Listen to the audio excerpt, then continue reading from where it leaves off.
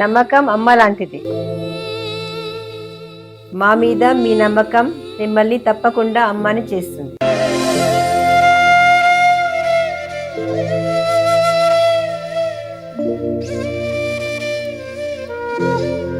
నేడు ఎంతో మంది మా మీద నమ్మకంతో అమ్మాయారు.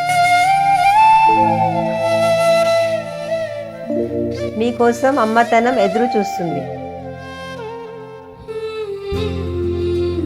వివరాలకు సంప్రదించండి కిరణ్ ఇన్ఫర్టిలిటీ సెంటర్, హైదరాబాద్, బెంగళూరు, చెన్నై, ఢిల్లీ.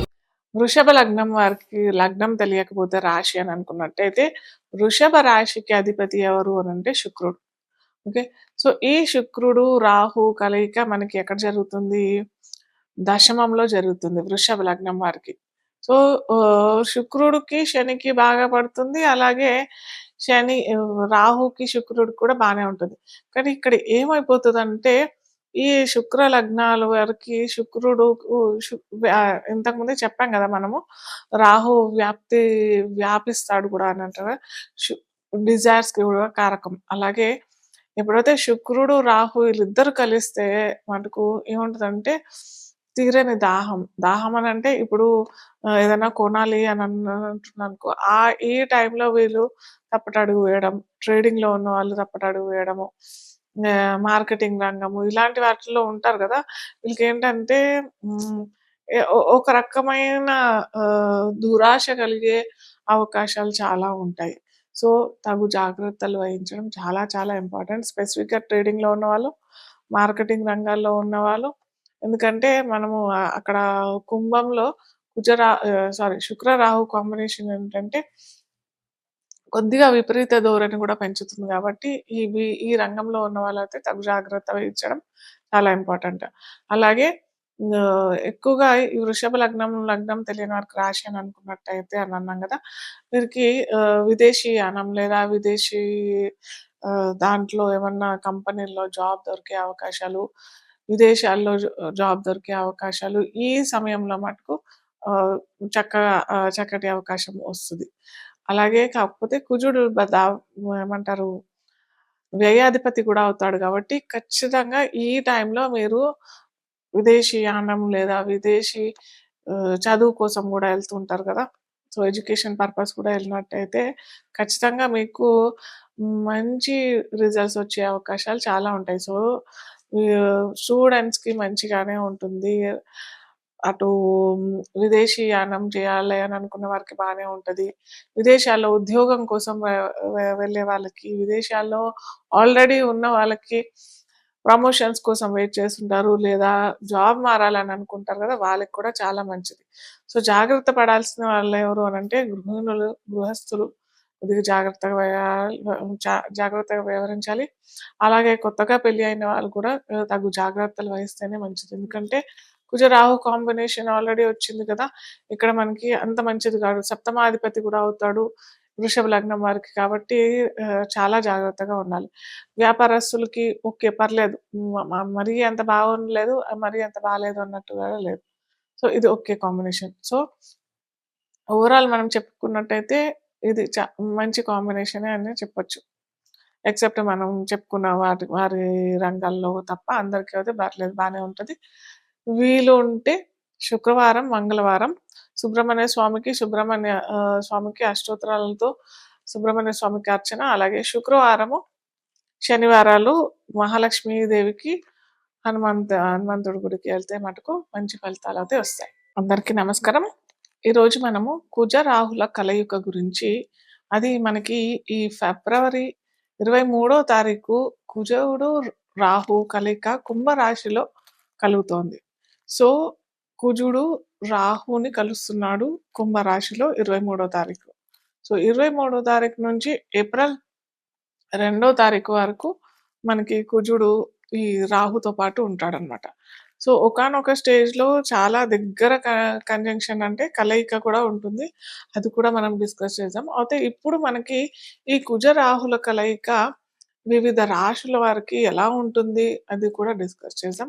అయితే ముందర మనము ఈ కుజుడు అంటే ఏంటి, రాహు అంటే ఏంటి, వారి కారకత్వాలు ఏంటి, వారి వలన ఏమన్నా భయంకరమైన ఉపద్రవాలు ఏమన్నా వస్తాయా, లేదా ఈ వచ్చిన ఎలాంటి మనము పరిహారాలు చేసుకోవచ్చు అన్నది ఈరోజు మనం తెలుసుకుందాం. ముందర కుజుడు గురించి తెలుసుకున్నట్టయితే, కుజుడు అంటే ఏంటి యాక్చువల్‌గా? కుజుడు మేషరాశికి అధిపతి, మేష లగ్నానికి, మేష రాశి కాదనుకుంటా, మేష లగ్నానికి, అలాగే వృష లగ్నానికి అధిపతి. కుజుడు అంటే కుజుడు భూపుత్రుడు, అలాగే అంగారకుడు అని కూడా అంటాం మనం. సో, ఈ కుజుడుకి ఎరుపుకి కారకం. కుజుడు భూములకి కారకం. కుజుడు సహనానికి, ఓపిక అంటే వారు మన జాతక చక్రంలో కుజుడు కనుక చాలా మంచిగా ఉన్నాడు అనంటే, మంచిగా ఉన్నాడు అంటే తన రాశిలో అంటే మనం ఇప్పుడు చెప్పుకున్నాం కదా! మేష రాశికి అధిపతి, అలాగే వృశ్చిక రాశికి అధిపతి, అలాగే మకర రాశిలో అతను పొందుతాడు కుజుడు. సో, ఈ రాశుల్లో ఉన్నట్టయితే మంచి సామర్థ్యత్వం, సాహసం, ఏమంటారు, వాలర్ ఇవన్నీ ఉంటాయి గదా! బాహుబలి అని అంటాం గదా!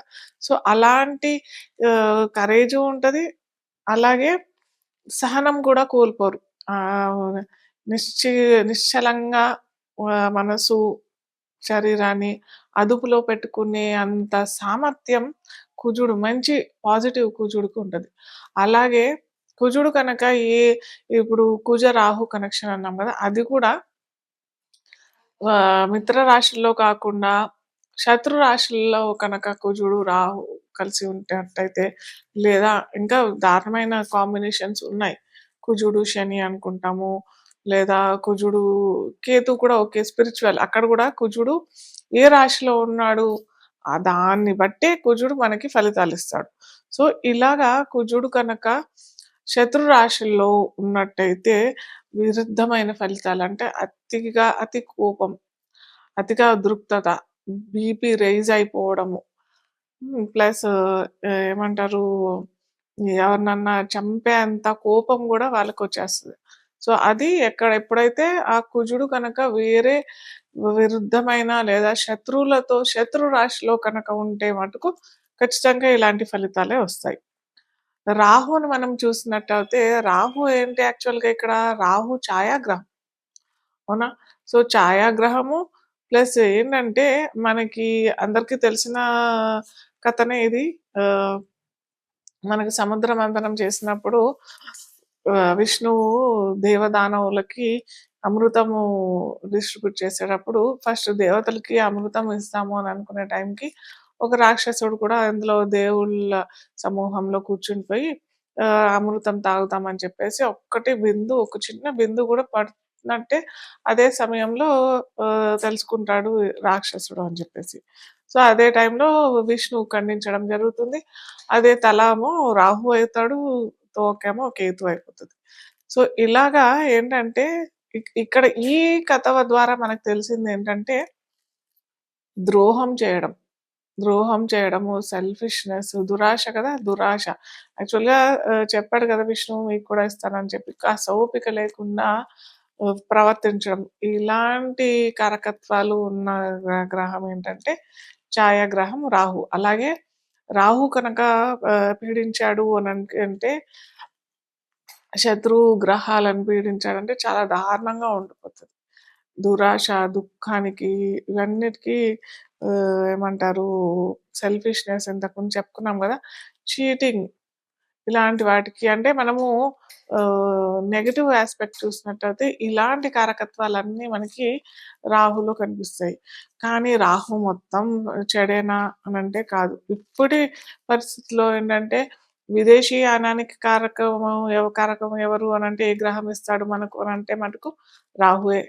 అలాగే కెమెరాకి ఈరోజు మనం అంతా యూట్యూబ్‌లో చూస్తున్నాము, ఛానల్స్‌లో చూస్తున్నాము. సినిమా అనేది ఇలాంటి కెమెరాకి సంబంధించింది అన్ని తత్వం దేనికి అనంటే రాహు వస్తాడు.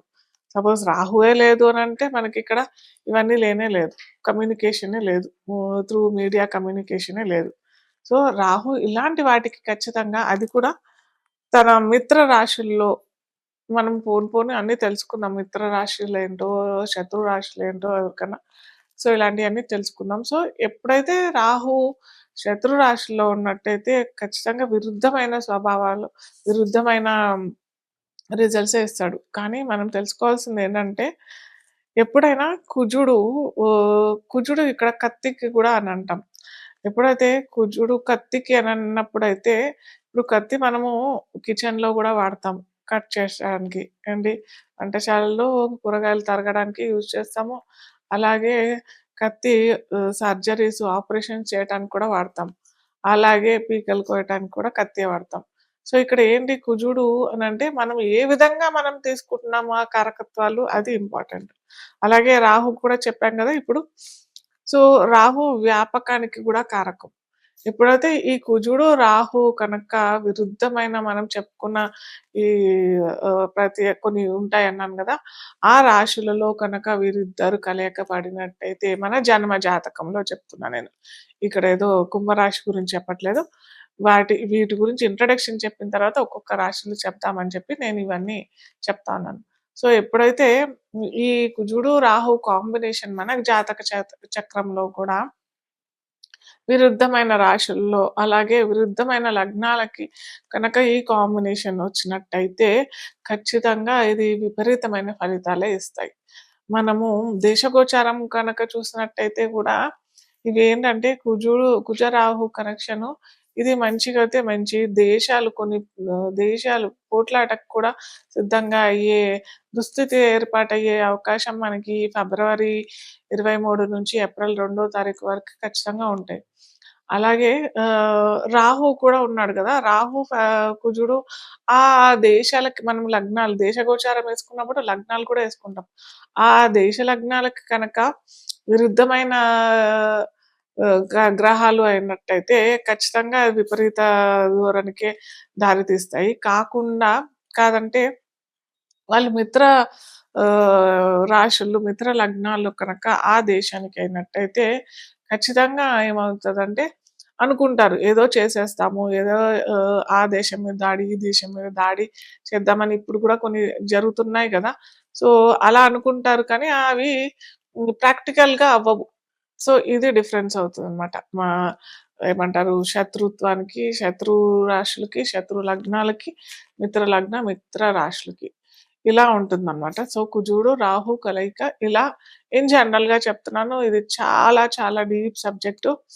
మనం తెలుసుకోవాలంటే ఒక్కొక్కరి పర్సనల్‌గా ఒక్కొక్క జాతకంలో మనకి ఎలా ఉంది కలయిక, అది రాశుల కంటే భావాలు, ఏ భావాల్లో వీరికి జన్మ జాతకంలో కనుక ఉన్నట్టయితే ఇది ఎటువంటి ఫలితాలిస్తాయి అనేది ఒక్కొక్క భావం బట్టి కూడా మనం చెప్పుకోవచ్చు. అంటే ఒకటో భావంలో ఉంటే, రెండో భావంలో ఉంటే, మూడో భావంలో ఉంటే, చతుర్థ భావం అంటే నాలుగో భావంలో, పంచమ భావం అంటే ఐదో భావంలో ఉంటే, షష్టమ భావం అంటే ఆరో భావం, సప్తమ భావం అంటే ఏడవ భావంలో ఉంటే ఎలాంటి ఫలితాలిస్తాయి అనేది అది వారి వారి పర్సనల్‌గా జాతకాలు చూసినట్టయితే మనకు తెలుస్తుంది. సో, ఇప్పుడు మనము మేష లగ్నం వారికి ఎలా ఉంటది మనము చూద్దాం.